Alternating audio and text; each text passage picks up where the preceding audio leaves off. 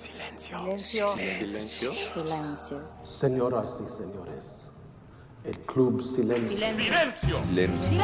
Silencio. Silencio.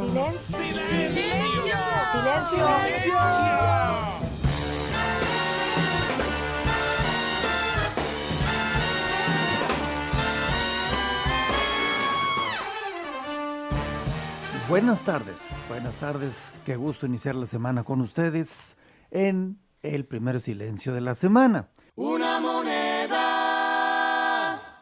una moneda, una moneda. El pobrecito peso mexicano, aclaro, porque hay otros países, como sabe usted, que tienen también monedas nacionales que se llaman peso. Bueno, el peso mexicano en este lunes amaneció por abajo de los 15 y luego empezó a subir, a subir contra subir me refiero a costar más pesos mexicanos o centavos mexicanos, como quiera usted verlo, en función del dólar de los Estados Unidos y de otras monedas de lo que llaman la canasta mundial. El último informe hasta este momento es que andamos en 16, sí, 16 con 10 centavos, pero recuerde que estamos en lo que llaman los economistas una fluctuación constante del mercado, así que eso es hasta este momento que se lo estoy diciendo. Alguien me preguntaba el viernes de la semana pasada si podía yo decirle ¿a cuánto vamos a llegar? Recuerdo que era el señor Conde. Pues bueno, a todos los amigos y al señor Conde incluido, si es que nos está escuchando, como seguramente es, pues mire, ya vamos a 16.10. Ahora, ¿cuál es el pronóstico? ¿Cuál es el pronóstico de las autoridades y los conocedores financieros en Estados Unidos, en la República Mexicana? Bueno, que no podemos hacer pronósticos, porque como esta ensalada griega que se viene cocinando hace varios años, ayer tuvo uno de sus últimos capítulos, me refiero más recientes capítulos, el día de hoy lunes, ahorita hablamos de eso, también hay capítulos más frescos que el del domingo. Bueno, en este caso, la situación sigue siendo muy volátil para los valores. Estamos hablando de metales, estamos hablando de otro tipo de cuestiones ligadas al petróleo y derivados, estamos hablando de bonos soberanos, bonos particulares, estamos hablando también de inversiones, estamos hablando de lo que son las monedas en sí. Y bueno, ¿qué es lo que va a ocurrir? Hay una turbulencia, como dijeran los economistas actuales, hay una turbulencia financiera en el mundo causada por Atenas y por lo tanto, pues solamente nos queda estar atentos a ver qué es lo que sucede.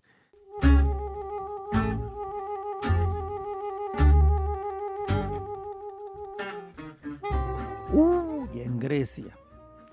Mire, en Grecia, usted imagínese lo que es tener los bancos cerrados desde finales de la semana anterior. O sea, el dinero que yo tenga, sea lo que sea, no lo puedo ir a sacar al banco.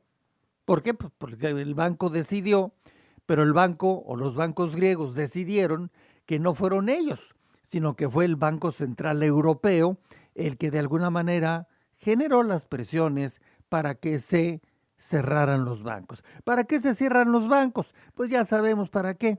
Se cierran porque los que tienen la, comillas, autoridad de cerrar los bancos, un día, 2 días, 3 días, 4 días o lo que sea, bueno, pues ellos saben que con eso están protegiendo que el dinero que está en los bancos se vaya a salir. ¿Cuánto dinero hay en los bancos en este lunes por la tarde? Mire, en los bancos griegos, aproximadamente, y porque no los han abierto, hay cerca de $1,000 millones, cerca de $1,000 millones. ¿Cuánto dinero se supone que deberían de tener o que tienen los griegos que han depositado sus dineros en los bancos de ese país. Algunas empresas que se dedican al asunto del análisis hablan de unos 35,000 millones de dólares, pero como los bancos no tienen el dinero, en parte por eso están cerrados, porque si no se crea un fenómeno como muchos que ha vivido el mundo en su historia, donde tiene usted tumultos y algunas cosas más en el exterior de los bancos, porque no hay billetes ante una masa de personas que está reclamando ya de manera violenta, desordenada, está reclamando: a mí me da mi dinero, a mí me da mis ahorros, a mí me da lo que yo tengo ahí porque hice un negocio o por lo que usted quiera. Es una situación muy difícil. Ahora, por el otro lado, ¿qué van a hacer los bancos? Eso se está discutiendo este lunes, desde anoche domingo, desde hoy por la mañana y hoy por la tarde, que ya es hoy por la noche en Europa, están discutiendo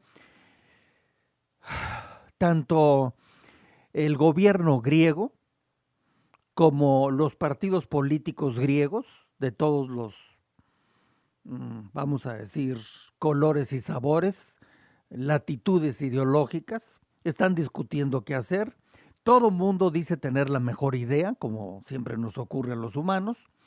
Y por el otro lado también los europeos, que son muchos países, están discutiendo qué hacer con Grecia. Hay algunos ministros de economía de la Unión Europea, los cuales las posiciones están divididas como en dos.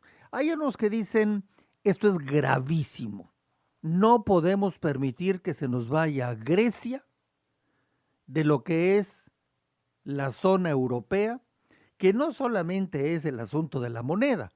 Los que han estudiado este asunto desde mediados de los años 50, cuando se generó como una idea intelectual, valga la redundancia, por un afamado economista, el cual pensó que Europa unida, después de la experiencia de la Segunda Guerra, iba a ser una especie de seguro, entre otras cosas, hay muchas causas, pero una especie de seguro para que todos estuvieran entrelazados en una serie de condiciones.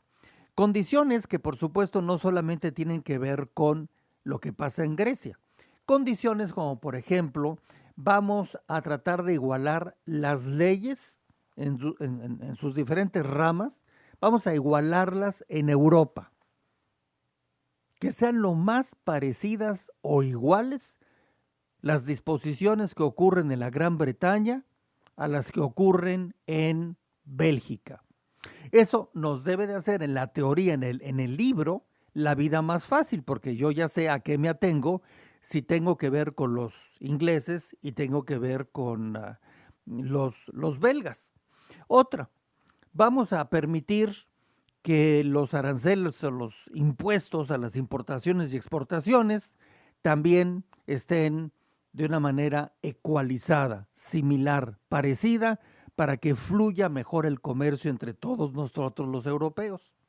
Otra más, vamos a tocar el tema de las reglas para productos del campo, que podamos tener un claro balance entre lo que se produce en Europa, lo que no se produce mucho, lo que unos producen de más, lo que otros producen de menos, y repartamos de alguna forma los excesos y los déficits para que los operemos de manera inteligente desde la Unión Europea, en Bruselas, y no tengamos problemas de que en aquel país ya no tienen maíz y en este país ya no saben qué hacer con el maíz o con lo que usted quiera, puede ser la leche, lo que sea.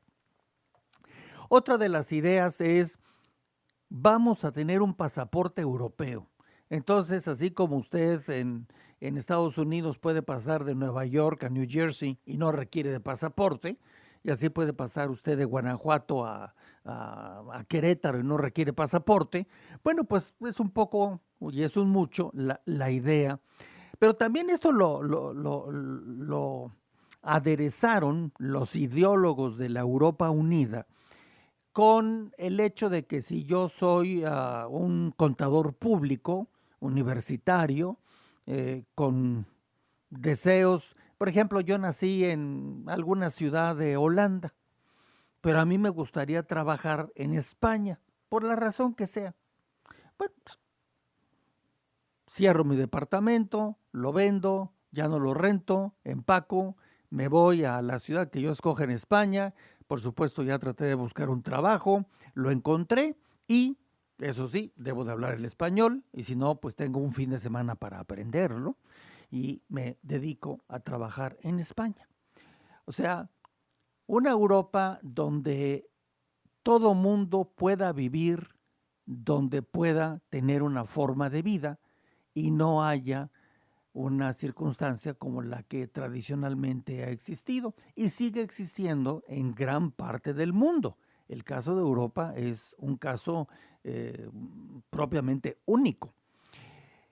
Y bueno, le puedo platicar de muchas de las condiciones. Fueron y son libros y libros y libros de reglas y de condiciones de todo tipo, sanitarias. La educación debe de ser similar, sobre todo la educación básica. En el asunto de, por ejemplo, las patentes, las marcas, la defensa y la protección de las mismas. En el tema, por ejemplo, de la delincuencia, el tener una estructura que sirva para que si algo está ocurriendo en algún, vamos a pensar en Polonia, se comete un delito, un fraude cibernético contra alguien en Portugal, bueno, pues rápidamente, y no como hace muchos años, se puede atender como un asunto local de los europeos y paren la circunstancia. Es un ejemplo. Así que propiamente, casi todo lo que tiene que ver con la vida de los seres humanos en la llamada zona europea, las reglas deben de ser iguales para todos, no importa en qué país nací. Como concepto, en los 50 fue muy atractivo. Lo han echado para adelante. Han tenido discusiones en su parlamento muy extenuantes, muy difíciles, a veces un tanto cuanto violentas en cuanto a lo que se dicen. Han habido boicots, han habido salidas, se van unos y entran otros. ¿Por qué? Porque no es muy sencillo. Tome como ejemplo el tradicional de la casa. Si en la casa a veces no nos podemos poner de acuerdo con qué tipo de jabón para bañarnos vamos a utilizar en toda la casa, imagínense cuando hay 5 miembros en la familia y todos quieren un jabón diferente. Pues a la pobre señora, la mamá, la vuelven loca a la hora que va a comprar los jabones porque tiene que ir al estante 16, al estante 24, al estante 32 y posiblemente tiene que ir a otra tienda porque no hay esos jabones que a otros 2 miembros de la familia quieren. Buenos días, profesor. Buenos días, Godínez. Buenos días, querido profesor. Buenos días. Buenos días, querido profesor. Buenos días, Popis. Buenos días. Buenos días. ¿Qué vas? Óyeme, ¿qué es eso de Kiobas? Pues un saludo. Se dice buenos días, criatura. Buenos días, criatura. Ay, ¿Sabes una cosa, Chilindrina? Sí. Qué bueno que dijiste eso de Kiobas. Eso me da pie para iniciar la clase de hoy. Podría ser un salón de clase. ¿Qué le parece si hacemos un salón de clase imaginario? Y entonces en ese salón de clase metemos a todos los alumnos que van en el mismo grado, ¿no? Este sería el grado Unión Europea. Y entonces cuando llega el maestro, si es que todavía siguen haciéndolo al estilo de algunos países, que es bastante retrasado el modelito, entonces tienen que levantar la mano, pero para el ejemplo está bien. Entonces llega el maestro en la mañana, empiezan las clases a las 7, vamos a pensar, y Austria, presente, Bélgica, presente, Bulgaria, presente. Croacia, presente. Chipre, presente. República Checa, presente. Dinamarca, presente. Estonia, presente. Finlandia, presente. Francia, ¡uy! Se quedó dormido, se le pasó el vino francés. Bueno, ni modo, le ponemos falta a Francia. Y luego seguimos con los alemanes. No, hombre, esos llegaron desde las 5 de la mañana y ya repararon todo el salón, ¿verdad? Son los ingenieros del mundo, presentísimos los alemanes. Y luego los griegos, también tuvieron una fiesta muy divertida y no llegaron los griegos a clase. Y sigue el maestro, que es el quien preside la Unión Europea, que preside este salón de clase, y le pasa lista los húngaros, los irlandeses, los italianos, los latvios, los lituanos, los luxemburgueses, los malteses, y me refiero a los habitantes, no al perrito, los polacos, los portugueses, los rumanos, eslovacos, eslovenios, españoles, suecos y los ingleses. Vean nada más qué salón de clase. Vea usted qué salón de clase. Y resulta que en ese salón de clase que se llama la Unión Europea, bueno, sí, los franceses no fueron hoy lunes porque la fiesta duró, pero normalmente son buenos estudiantes y casi nunca ocurre esto. Pero hay un alumno que su nombre, su apelativo es Grecia. Y Grecia, desde que entró a esta escuela, a la escuela llamada Unión Europea, pues resulta que Grecia, un día se dan cuenta en la dirección de la escuela, se dan cuenta que los papeles que presentó para entrar a la escuela, o sea, su certificado de primaria terminada, sus calificaciones, carta de buena conducta, su reporte médico, la petición firmada por los papás o tutores, todos, resulta que una parte importante de todo esto estaba falsificado, literalmente. Estaban falsificados los papeles. Pero resulta que en la dirección general de esa escuela llamada Unión Europea se dieron cuenta 4 años después. Sí, ya sé que son muy lentos en esa dirección, pero se dieron cuenta 4 años después que había entrado y le dieron ingreso al niño o la niña Grecia, habiendo reprobado y no teniendo su título o certificado de primaria. Entonces, en ese momento, la llaman a la dirección, a la niña Grecia, vamos a ponerle niña, ¿no? Porque termina en A, para hacerlo facilito. Entonces, que vayas con el director Grecia. Entonces, ahí va Grecia al día siguiente, porque recuerde usted que hoy no fue. Entonces, va al día siguiente y le dice el director, oye, me engañaste. Y le habla en griego y el pobre director no entendió nada, ¿no? Entiéndase que le empieza a dar toda clase de explicaciones y al final la conclusión es, bueno, sí, falsificamos la información porque teníamos muchas ganas de estar en esa escuela y entonces pues falsificamos los datos. Eso ya habla muy feo de Grecia. Eso ya habla de una palabra que conocemos muy bien que se llama corrupción, entre otras cosas. Pero a la hora de la hora, el director de esta escuela llamada Unión Europea dice a sus colegas más tarde, les dice a otros subdirectores, inspectores, etcétera, dice, bueno, ¿qué hacemos con Grecia?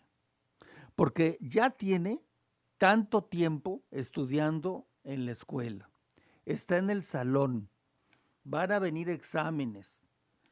Ahorita está muy difícil que la regresemos a medio año a la escuela primaria para que repita todas las materias que se voló, como dicen, que no pasó. Entonces, a Grecia la tienen sentada afuerita en una sala. A ver, pasa Grecia. Mira, Grecia, hiciste esto, pero dinos de qué manera te puedes poner al corriente. Y Grecia les dice, pues lo que necesito, recuerde, estoy haciendo una analogía, entonces con toda atención, pues me refiero con toda atención en el sentido de amabilidad, va usted colocando los términos donde deben de ir. Entonces la niña Grecia dice, pues mire, lo que pasa es que somos muy pobres. No, y no tenemos dinero y realmente lo que pasó conmigo y por eso tuvimos que falsificar los datos, lo cual es cierto, es porque no tenemos dinero. Y entonces, pues, ante eso, si usted quiere ayudarme, señor director, pues necesito dinero. Entonces el director dice, bueno, nos vemos mañana. Consulta el director con los socios de la escuela Unión Europea, pero también van y le consultan a los papás de los otros alumnos que están en ese salón, que ya mencioné los nombres de todos ellos. Y dicen, bueno, vamos a hacer un favor a la niña Grecia y que le sueltan un prestamote de dinero para que la niña Grecia se lo lleve a su casa y pueda corregir las finanzas de la familia y puedan pagar deudas, puedan pagar sueldos caídos, puedan terminar obras públicas, puedan tener dinero en su caja fuerte, llamada Hacienda, porque tienen varios abuelitos, tienen un chorro de abuelitos en esta familia Grecia, como en otras tantas, y entonces a los abuelitos les puedan dar su pensión por los años de trabajo que sirvieron durante su vida. Y hay que pagar el transporte público de la casa de la niña Grecia y hay que pagar no sé cuántas cosas. Pues resulta que la niña Grecia ya no se toca el tema durante un rato, pero todos piensan, el director de la escuela de la Unión Europea y sus compañeros que ya le mencioné a usted, los portugueses y los malteses y los latvios y los ingleses, todos piensan que ahora sí ya se está corrigiendo el problema de nuestra compañera Grecia. Pero, oh, sorpresa, que llega el siguiente examen trimestral y Grecia reprueba. Y en el momento de reprobar se levanta y le dice a todos sus compañeros y al maestro, ¿saben qué? Lo que pasa es que no puedo estudiar porque no tengo dinero. Entonces, claro, se levanta el profesor enojadísimo de su silla y dice, ¿cómo que no tienes dinero? Si el señor director te prestó todo el dinero para que te lo llevaras a tu casa. ¿Qué hicieron con el dinero? No me vengas a decir que no puede ser el trabajo de la escuela, Unión Europea, que no puede ser lo que hacen los demás, unos mejor y otros peor, pero lo hacen porque te gastaste el dinero, tú y tu familia. Pues sí. Entonces baja con el director, bueno, pues le da un infarto quíntuple, pero gracias a una pastilla milagrosa se levanta en 10 minutos y dice, a ver. ¿Cómo que se gastaron el dinero en tu casa, mi querida Grecia? Y fíjese usted que lo que pasa es que pues ya que lo teníamos junto, pues vimos que a lo mejor nos gustaría una televisión de esas grandotas, ¿no? Así para ver bien los juegos de la FIFA. Entonces, pues, y fíjese que también mi hermana mayor vio un coche convertible padrísimo para ir a la universidad y pues se lo compramos. Y fíjese usted que teníamos ganas de irnos de vacaciones, pero no a las Islas Griegas, porque esas ya las conocemos. No, nos queríamos ir a Miami, Florida. Y luego queríamos ir a Orlando, a Disneylandia. Y también pues, compramos boletos de avión, hoteles, bla. Bueno, entonces lo que me está diciendo Grecia es que te gastaste el dinero. Sí. No, pues ahora sí te vas, ¿eh? Ahora sí te vas. Entonces Grecia le hace un escándalo al director, patalea delante del maestro, los alumnos asomados por las ventanas. Finalmente ceden, otra vez se reúne el director con los subdirectores y dicen, bueno, le vamos a hacer un segundo préstamo, pero ahora sí van a pagar sus cuentas. Ahora sí ya no van a gastar tanto en cosas innecesarias. Tienen que ser austeros. Ya no se van a gastar el dinero en esto. Este dinero que estamos poniendo todos lo estamos poniendo, Lo tienen que usar para lo básico, para que la abuelita tenga medicina, para la pensión del abuelito, para que reparen el techo que ya se le está filtrando el agua. Tienen que usarlo para comer bien, comer balanceado, no estarse tomando refrescos azucarados y dulces engordantes, etcétera. ¿Y qué cree que dice la familia Grecia? Sí, señor director, es usted un ángel y todos ustedes, mis compañeros, también. Ahí les va el giro. Y resulta que la niña Grecia les sale con la misma historia tiempo después. Entonces, la niña Grecia dice que en su casa se armó una revolución porque ahora sí ya se quedaron sin dinero y porque ya no les van a prestar ahí en la escuela una Unión Europea. Entonces, pues se empiezan a pelear en la casa, tumban al papá de la familia, que por cierto no era así como el mejor papá, medio corruptón, medio poco transparente, no sabía administrar el dinero, cosa que ya era obvia, no le supo dar un cauce a la conducta de la casa llamada Grecia. Y entonces dice, no, a ver, vamos a ver por quién. Y sale por ahí uno de los hermanos que es bien divertido y le da el avión a todo mundo. Miren, ustedes pónganme de jefe de la casa, quiten a papá.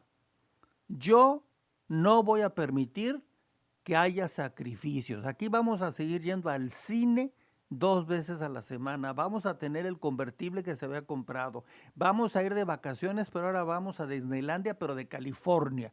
Vamos a seguir pagando las pensiones. Vamos a esto, Y todos dijeron, ¡qué maravilla! Oye, pues aquí nos reunimos en la sala y vamos a votar. Que se vaya mi papá, que es el que nos quiere poner austeridad, y que se quede mi hermano fulano. Y entonces hacen su votación. Y la votación fue ayer, domingo 5. Y en la votación, ¿quién ganó? Pues el hermano Barco. El hermano Barco. Pero resulta que el hermano Barco, que en este caso es el señor primer ministro de Grecia y su gabinete, pues resulta que después de esta votación, ya los señores de la escuela Unión Europea dijeron, ¿sabes qué? Ya no sabemos si queremos que regreses a la escuela. Sabemos que nos debes y estamos trabajando para ver cómo nos vamos a cobrar. Pero mientras tú no tomes en serio este tema, que llevamos años con él, mientras continúes engañando a los demás con cifras falsas, incumpliendo, no te vamos a prestar nunca más. Y entonces el hermano que tomó el papel, que es el equivalente al actual primer ministro, pues resulta que él dice, no, pues yo les prometí que les iba a dar de todo, que aquí no iba a haber sacrificios. Entonces yo vengo aquí a la escuela, señor director, para que negociemos, yo necesito más préstamos. No, pues no le vamos a dar préstamos. Entonces, concretamente el día de hoy, este lunes 6 de julio, están discutiendo el hermano al que le dieron el trabajo de administrar la Casa Grecia, y él dice una cosa en la mañana, otra a mediodía, otra en la tarde, otra en un canal, otra en un periódico, otra en una estación de radio, por aquí, por allá y por allá. Pero el problema es que, en suma, están muy enojados los señores de la Escuela Unión Europea, están muy enojados todos los compañeros de la niña Grecia, los que ya pasé lista al principio. ¿Por qué? Porque ellos son los que han estado poniendo el dinero junto con la escuela, que vendría a ser el Fondo Monetario Internacional y la Banca Central Europea, y la demás son los países. Y el niño que más dinero ha puesto ha sido el niño, es un niño muy trabajador, el niño Alemania. El segundo viene siendo el niño Francia, el tercero es una niña, la niña Italia, y así una larga lista de países o de alumnos de ese salón que han estado poniendo el dinero. ¿Y de quién han puesto el dinero? Pues es el dinero de la población de Alemania, la población de Italia, la población de España, la población de Portugal, de Irlanda, la población de otros países. Entonces no es dinero de los presidentes. Entonces, pregunta, ¿qué día van a abrir los bancos? Misterio. Hasta este momento, esta tarde. Misterio. Ya expliqué al principio por qué no pueden abrirlos. Pues, ¿para qué los abren? Se los van a quemar. Si no es que una vez no se los queman, pero desde afuera. Que llamen a la coordinadora del Magisterio de la República Mexicana. Ellos son expertos en quemar edificios. Así que en suma lo que le puedo decir a usted es que Grecia, hoy por hoy, vamos a dejar el tema en unos instantes, está en un signo de interrogación. En Grecia todo mundo opina. Algunos creen que hicieron algo maravilloso, maravilloso. Otros creen que metieron el pie hasta adentro y no saben cómo sacarlo. Algunos piensan que Grecia es una irresponsable y quiere vivir de los demás como ha vivido, que está probado que hay una corrupción terrible, al grado de lo que hicieron con el certificado aquel para entrar, que lo falsificaron, lo cual es real, lo hablamos la semana pasada, está en la historia. Y que, bueno, ¿cuánto dinero, si nos ponemos buenos otros de bondad, si nos ponemos buenos otros 5 segundos los de la Escuela Comunidad Europea, ¿quién nos garantiza que estos griegos no nos las van a hacer por tercera vez? ¿Quién no los garantiza? Pues aparentemente no hay quien se los garantice. Claro, pueden meter medidas draconianas, pero a veces hasta estas medidas no falta quien las haga que se cumplan, pero no falta quien se hace de la vista gorda por alguna causa que le conviene. Entonces, finalmente, pues vamos a dejarlo ahí, porque la situación es muy, muy, muy, muy compleja. Todos los presidentes, primeros ministros, jefes de Estado, tienen opiniones diferentes, en algunos casos coinciden. El primer ministro de Grecia, que es el señor de la demagogia, que les dijo todo lo que ya le conté hace días y hoy, el señor dice, me voy a Bruselas, no, siempre no me voy, total que te estás yendo y nunca te vas, y eso es el día de hoy, y los otros le mandan mensajes como, ¿a qué vienes? Pues ya hiciste tu referéndum, que aparte no es muy legal, de acuerdo a la ley griega. Entonces, ¿para qué vienes? Aparte, ¿qué traes alguna propuesta? Porque antes de que te prestáramos, en el supuesto, tienes que pagar lo que no pagaste la semana pasada. Ya estás en moratoria.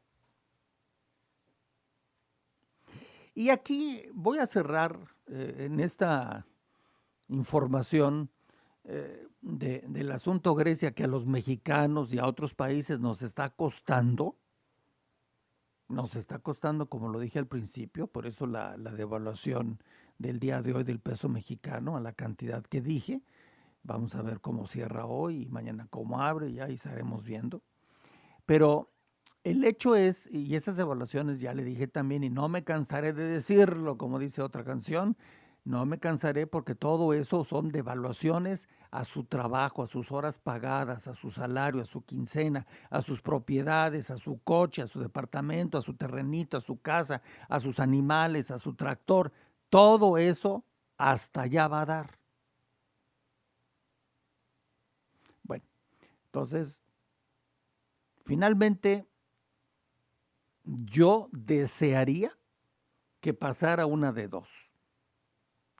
O que definitivamente Grecia diga, con permiso, nos vamos a otro lado, aunque nos tenemos que quedar en el mismo lugar, porque pues no se pueden mover de territorio, ¿verdad? Pero ya no somos miembros de la Unión Europea. Y como somos el 2% del Producto Interno Bruto de toda Europa, pues tampoco se va a caer Europa, ¿verdad? Es más conceptual que económico. Somos el 2%. Entonces mejor vamos a volver a poner la moneda, la que teníamos, le vamos a sacar un nuevo cálculo, ponemos el dracma, que extrañan tantos, y a volar con el famoso euro. Y pues mire, como dicen, peores cosas han pasado en la vida y ya se acostumbraron a vivir así. Y a lo mejor hasta algún día se ordenan, meditan todos y regresan, pero en mejores condiciones. Y ya. O la otra es que sigamos jugando al bombero, a la Cruz Roja, al incendio, el agua, el carro bomba, y eso es a lo que hoy sí están jugando todavía este lunes.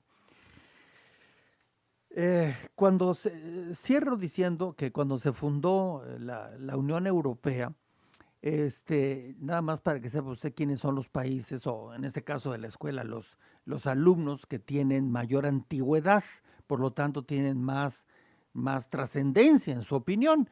Tiene usted una Bélgica que entró en el año 58, fue de los primeritos. Tiene usted una Francia que entró en 58, Alemania en 58, Italia en 58, Luxemburgo en 58, Holanda en 58. Esos son los veteranos. Hubieron países que entraron después, recuerdo en España en 1986, luego también la Gran Bretaña, que ese es el otro asunto que ya platicaremos otro día, porque ellos también se quieren salir por otras causas y razones, que están muy ligadas a varios puntos, pero uno de ellos es la migración.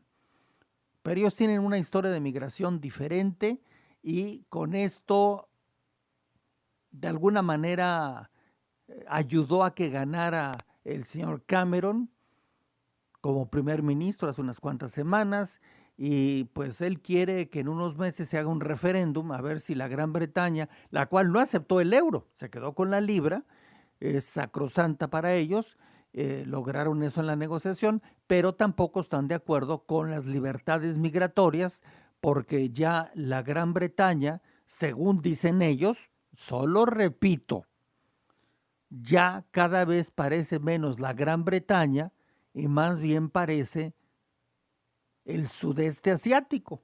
Entonces, bueno, para eso para los ingleses es así como poco tolerable. Para cualquiera, pero para ellos en especial, por la prosapia y por el linaje y por la tradición y por la realeza y por los hábitos y costumbres y todo lo que usted quiera, están muy molestos desde hace, de hecho, esto viene de hace décadas literalmente, el problema de la migración, ya no lo han podido parar, medio que le han puesto un frenito, pero ya también el crecimiento interno es muy grande y bueno, pues hay zonas que luego pasa eso en todos los países o casi todos, ¿no? Hay zonas donde literalmente en la Gran Bretaña no se habla inglés, se habla árabe. Es el idioma, todos los anuncios están en árabe, la comunidad está árabe, los coches tienen letreros en árabe, las camionetas de reparto en árabe, todo lo que se vende es árabe, los hoteles están en árabe, etc. Y se va a otros lugares y es una pequeña Nigeria, ¿no? Y todo es una Nigeria. Y se va a otros lugares ya es Pakistán, y todo está en pakistano, y la comida es pakistana, y la ropa es pakistana, y las personas son pakistanas. Y no es un asunto de desprecio ni de racismo, simplemente es que los ingleses nunca pensaron que por andar de colonizadores como otros, algún día iban a tener que pagar el que se les regresaran estas personas a sus casas. Y como siempre los vieron a menos, pues entonces ahora ya no saben ni qué decir.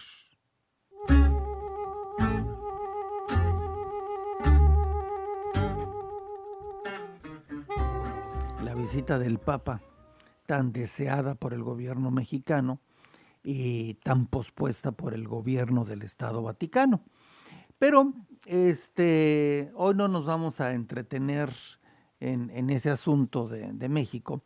El Papa, por supuesto, se subió en el avión que siempre hacen un arreglo económico el Estado Vaticano con Alitalia, porque sería muy caro para el Estado Vaticano tener un avión de esas dimensiones, ¿verdad? Sería un gasto. Habría que incrementar las limosnas del mundo para que pudieran mantener un avión de esos. Entonces, bueno, pues como Jesucristo no andaba en avión, pues el Papa, ya dele gracias a Jesucristo que tiene dinero para rentarlo.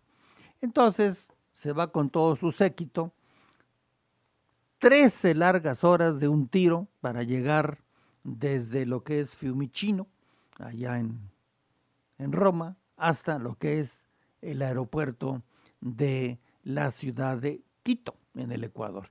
Un gran recibimiento, por supuesto, un gran recibimiento en el Ecuador. Ecuador es un país del cual no se habla mucho. Se habla del señor Correa, que es el presidente de ese país, y que parece que está como empezando a sufrir de megalomanía. Es una infección, es un mosquito que anda siempre en los palacios de gobierno, en las presidencias. Y ese mosquito ahí le gusta habitar. Y luego, cuando se distraen algunos presidentes, los pica.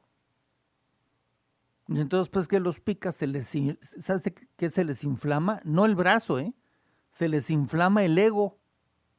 Y entonces se les inflama el ego y entonces dicen, no, pues yo quiero quedarme aquí otro periodo. No, pues que la Constitución, pues que me la cambien. Y hay algunos que se están eternizando. Entonces este señor anda más o menos en esas, aparte de otras cosas. Pero bueno, ahorita le platico algunas cuestiones de Ecuador que me parece que es interesante que las conozcamos juntos. Pero concretamente nos vamos ahora a lo que el Papa, que por cierto, había un viento muy fuerte, lo cual pues es normal, ¿verdad? Es normal, sobre todo en esos espacios abiertos de los aeropuertos.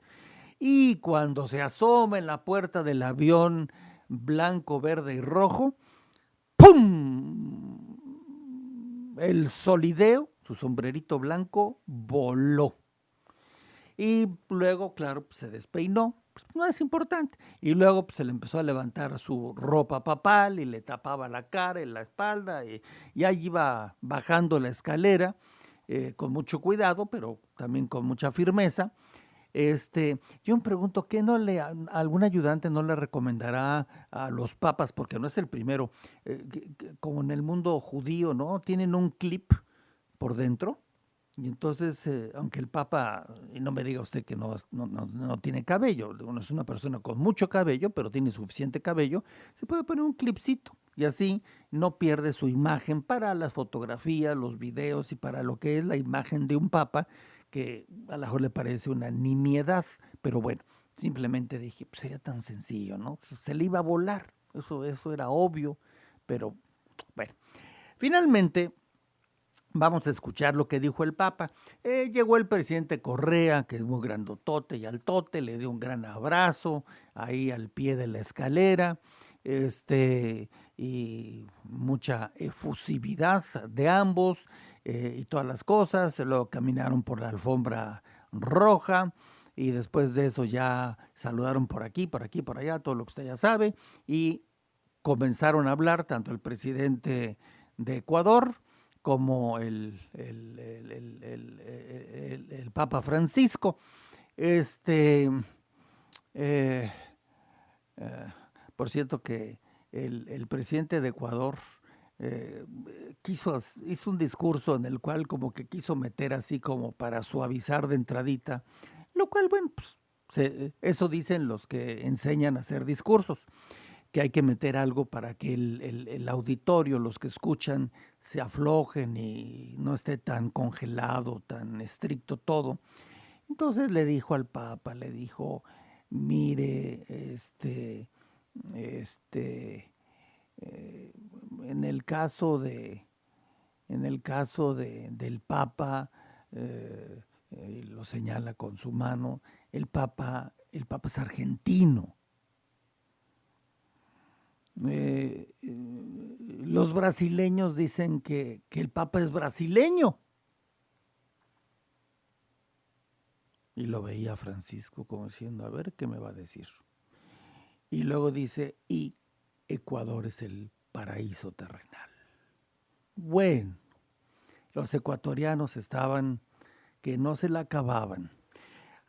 Así que bueno, corrió el discurso, pero vamos a ver qué fue lo que dijo Francisco, que es el personaje de la historia, en estos 3 países que va a recorrer en una semana.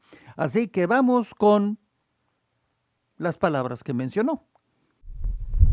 Doy gracias a Dios por haberme permitido volver a Medina y estar hoy aquí con ustedes en esta hermosa tierra del Ecuador. Siento alegría y gratitud al ver esta calurosa bienvenida. Es una muestra más del carácter acogedor que también define a la gente de esta noble nación. También habló sobre la atención a los frágiles, a los pobres, que es uno de los puntos centrales del papado de Francisco. Poniendo una especial atención en nuestros hermanos más frágiles y en las minorías más vulnerables, que son la deuda que todavía toda América Latina tiene.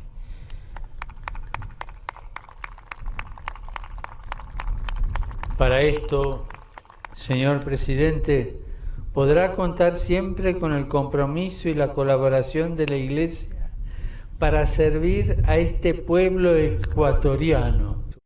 Le voy a dar algunos datos del Ecuador, si me permite, porque los eventos va a tener muchísimos eventos y va a decir muchas cosas, y estoy seguro que algunos eventos, como siempre, son significativos, tienen un significado que hay que captar rápidamente y lo vamos a captar todos juntos, pero también hay otras cosas que incluyen sus discursos y pues muchos tienen que agacharse porque va directito a ellos. Vamos a ver en este viaje qué es lo que hace. Pero mire, creo que es justo mencionar un poco de Ecuador porque es un país que en muchos países no se habla de Ecuador.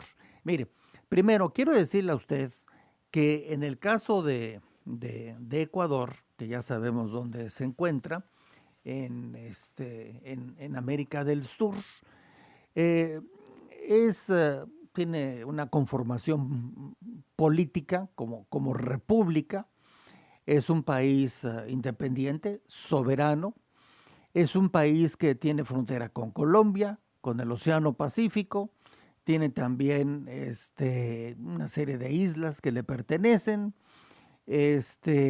también tiene zona limítrofe con la cordillera de los Andes, es un país que tiene las Galápagos, ¿no? Es este lugar tan especial que ahorita le cuento algunas cosas de las Islas Galápagos, que están como a 1000 kilómetros de la costa de Ecuador. No crea usted que nada más es llegar y verlas, ¿verdad? Están como a 1000 kilómetros y son muy visitadas, cosa que le preocupa a muchos porque piensan que a más turistas y más visitantes se puede empezar a degradar el paraíso que son Galápagos. Bueno, el Ecuador es un país en extensión, que no es grande, tiene en números redondos 284,000 kilómetros cuadrados, 284,000 kilómetros cuadrados. Para que tengamos un ejemplo, México tiene más de casi números más o menos, 2 millones de kilómetros cuadrados. O sea, si lo ponen en pesos, pues así haríamos una buena comparación. Ecuador tiene 283,000 pesos y México tiene 2 millones de pesos. Ahora pónganlo en kilómetros cuadrados. Es el cuarto país más pequeño en América del Sur, el cuarto más pequeño. La población, pues, unos 16 millones de habitantes aproximadamente. Lo que tenemos, bueno, mucho menos de lo que tiene México en el Valle de México, incluyendo el DF y el Estado de México, todo el país. Pero quiero comentarle que es el país más poblado de lo que se conoce como Hispanoamérica, desde el punto de vista de densidad. O sea, estos 16 millones en ese territorio lo convierte matemáticamente en el país más densamente poblado en lo que es América. Por otra parte, es el país que tiene la más grande concentración de ríos por kilómetro cuadrado en el mundo. La mayor concentración de ríos por kilómetro cuadrado en todo el planeta. Luego, hablando de estas cosas que estamos escudriñando en el caso de Ecuador, es también el país que tiene mayor diversidad por kilómetro cuadrado en el planeta, diversidad ecológica. Otro primer lugar mundial. Es un país que, pues, también en su constitución tiene un capítulo muy importante para lo que es la protección de la naturaleza. Les preocupa muchísimo. El tema Galápagos es aquí clave.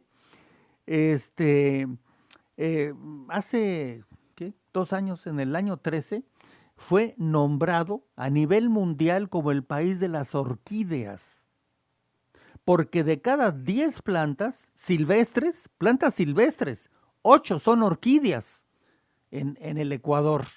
8 son orquídeas, por eso es el país de las orquídeas. También, y tiene la mayor concentración de las mismas, por supuesto. Tiene el mayor número de estos pajaritos, el colibrí. Los colibríes es el país que tiene más colibríes en el mundo. Y aparte más especies de colibríes. 124 diferentes especies de colibríes. El idioma, pues, es el español. 94% hablan el idioma español. Y luego tienen la población natural indígena. Son 13 lenguas indígenas que son reconocidas, por supuesto, por la Constitución. Es un país que, pues, en el mundo ocupa el lugar número 62 como economía. Es la séptima más grande de América del Sur, después de Brasil, Argentina, Colombia, Venezuela, Chile y Perú. Es un país que fíjese qué interesante, es la tercera economía con más rápido crecimiento en Hispanoamérica. La tercera economía con más rápido crecimiento en Hispanoamérica, Ecuador. ¿Quiénes son los que están arriba? Panamá y Argentina. Panamá y Argentina y luego Ecuador son los que más crecen. No prometen, crecen. Luego también están muy metidos en lo que es la acuacultura. Es un país que tiene una cultura muy amplia en el mundo de la pesca. Hay una cultura muy generalizada por sus costas en el mundo de la pesca. Y también ¿sabía usted? Aparte de que tiene petróleo y es exportador de petróleo, aparte de eso, es un país que es el principal exportador de plátanos en el mundo. Fíjese cuántas cosas. El principal exportador de plátanos en el planeta Tierra. También es de los principales exportadores de camarones, cacao y flores.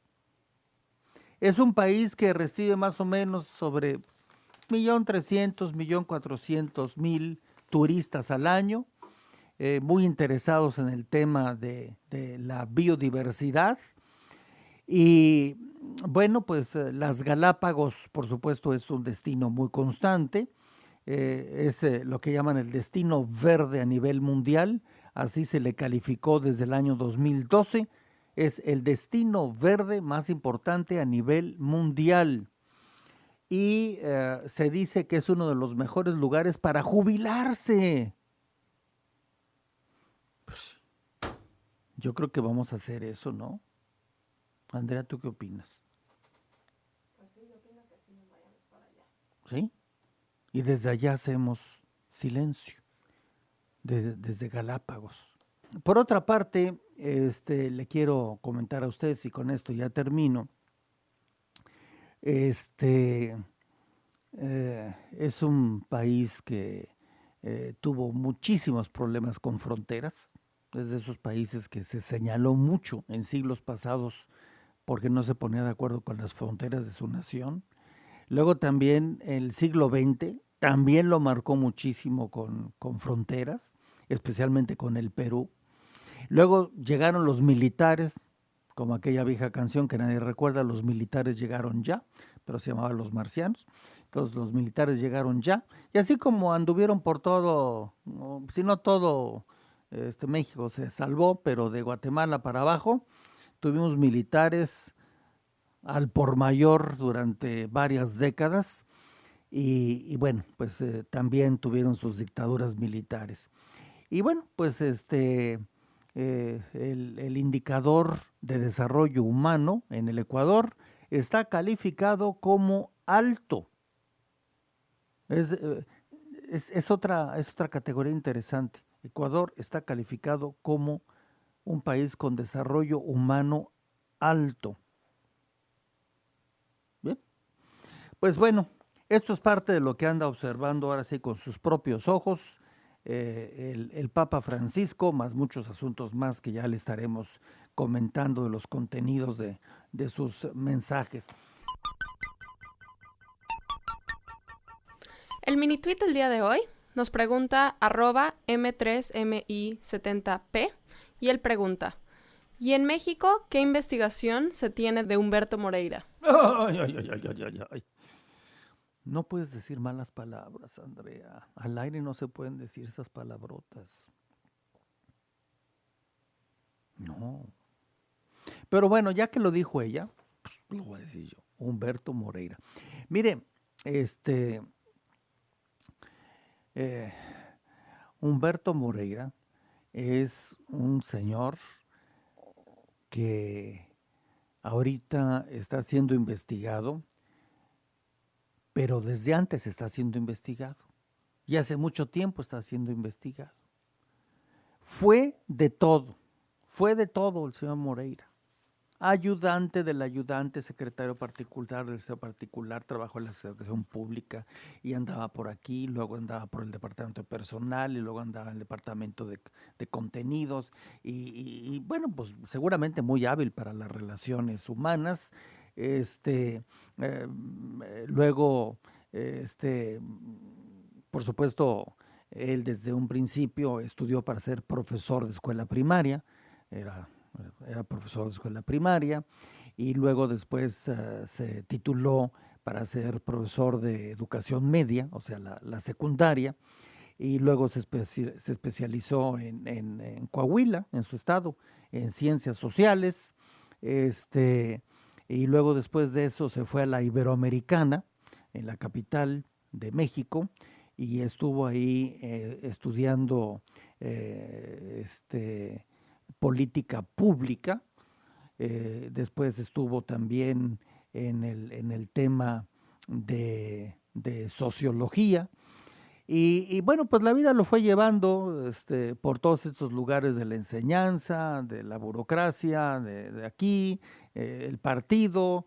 Después de esto, ya metido en la política, se hizo delegado de la Secretaría de Educación Pública en Coahuila, y eso ya le permitió hacer contacto con otros niveles de personas más importantes en la política, y luego se hizo alcalde de Saltillo, y después de Saltillo, pues dio un saltillo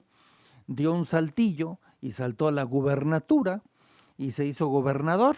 Su gran obra del señor Moreira fue endrogar a base de documentos falsos, cosa que no se ha juzgado,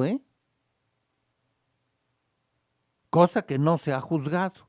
Quedó en el cementerio del olvido de los delitos nacionales. Tan burros unos como los otros, ¿verdad? Porque sí, un burro vivo, si quiere usted, ¿verdad? Pero muy, muy chueco, ¿verdad? Mandó este tipo de documentos. Claro, él dice que él no hizo nada, que lo hicieron sus ayudantes, ¿no? Y en Hacienda, en la administración del otro señor que estaba en la presidencia y en Hacienda, pues los engañaron. Imagínense, ¿cómo es posible? Pobrecitos, me dan tanta ternura y lástima. Los engañaron con papeles falsos del estado de Coahuila. No eran reales, eran falsificados. Y entonces pedían dinero y que se tragan el dulce y que le prestan el dinero a Coahuila. Y cuando el señor Moreira ya se va porque de ahí lo llaman para la campaña del PRI, la última, y se va de presidente del PRI nacional, ¿no? Ya, ahora sí que estaba en los cuernos de lo que usted quiera. Entonces, ya estaba en el PRI nacional y dejó endeudado al santo estado de Coahuila con una cantidad impagable, y sobre todo, pues que no se explica muy bien a bien dónde se invirtió, porque mire, cuando él llegó a ser gobernador de Coahuila, la deuda era de 200 millones de pesos mexicanos. No es poco, pero estoy haciendo una comparación. 200 millones de pesos mexicanos. Cuando el señor se fue, le dejó una deuda, usted se va a acordar, de 35,000 millones de pesos mexicanos. Impagable. Ahora su hermano, coincidencias fraternales de la vida, como sabemos es el gobernador, y bueno, pues se le anda acusando, aquí en este estado, en Texas precisamente, de dineros que supuestamente han andado por aquí hace años. Eso hizo de alguna manera que tuviera que renunciar a ser presidente del PRI cuando se iniciaba la campaña del actual presidente. Seguramente les ha de haber caído, pero de diversión, las travesuras de este señor que me está usted preguntando, de Humberto Moreira. Entonces, tampoco lo detuvieron, tampoco le fincaron responsabilidades. Tiene una suerte, ha de tener un amuleto, yo no sé de qué, ha de ser un cuerno de rinoceronte que está prohibido, pero ha de tener uno de esos colgado en el cuello, y aunque dicen que sí para otras cosas, pero bueno, finalmente el señor se autobecó en Barcelona. Qué barato es Barcelona, ¿verdad? Qué barato es tener un departamento como el que tenía. Y se fue a estudiar, siempre tan estudioso el señor Moreira, se fue a estudiar a Barcelona. Y en Barcelona se pasaba ya un buen rato mientras pasaban las olas de su salida del PRI, y mientras se iniciaba la campaña con un nuevo presidente del PRI, la campaña del actual presidente de la República. Y bueno, pues a muchas de sus personas los tienen ya sentenciados, los tienen con demandas puestas aquí en los Estados Unidos, específicamente en este estado donde estamos, por dineros que se llevaron aquí, se llevaron a unas islitas también, donde pues mucha gente guarda su dinero, el que no quieren que se sepa que tienen. Y finalmente, pues es lo que le puedo contar a usted del señor Moreira. Tuvo que pagar también algo muy duro en la vida, que es que le asesinaran a su hijo mayor de 26 años. Quién sabe en qué cosas andaba, y después de que dejó el PRI le mataron a su hijo, el mayor, que también andaba metido en la política, tenía un puestecito por ahí en Coahuila, y esto fue en el 2012, el 3 de octubre, y bueno, también ya le gustan las ceremonias matrimoniales, ya se ha casado 3 veces. Han de ser muy divertidas, ¿verdad? Yo creo que le ha de gustar el órgano y todas esas cosas. Bueno, así que le espero haber contestado a @m3mi70p. Le agradezco mucho que me haya mandado este mini tweet que le hemos contestado. Así que no hay nada específico en contra del señor Moreira, excepto las cosas que ha hecho, pero tiene muy buena protección, aparentemente, subrayado.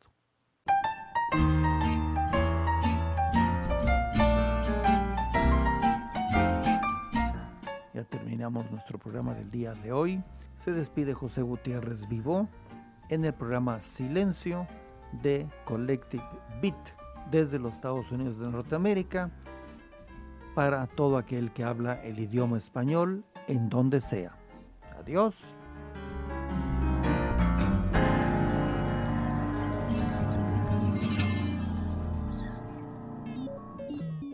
Síguenos en Twitter y en Instagram como Latido Colectivo, regálanos un me gusta en Facebook y utiliza nuestro hashtag OigaJGB.